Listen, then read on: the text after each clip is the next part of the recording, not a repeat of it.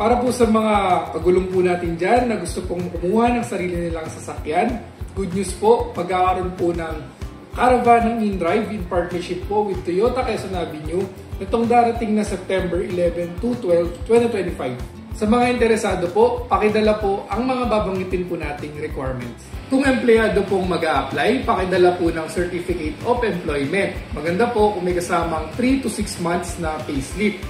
Kung business owner naman po, pakidala ng DTI permit. Maganda kung mayroong 3 to 6 months na bank statement. Then kung TNVS driver naman po, pakidala po ang inyong 3 to 6 months na statement of account ng ating DI. And of course, kailangan po may ID po tayong dala. 2 hanggang 3 IDs po natin. At proof of billing po, latest po dapat kung saan po tayo nakatira. Ang kagandahan po nito, according to Toyota, is 1-day approval lang. Basta kompleto po ang dala nating requirements.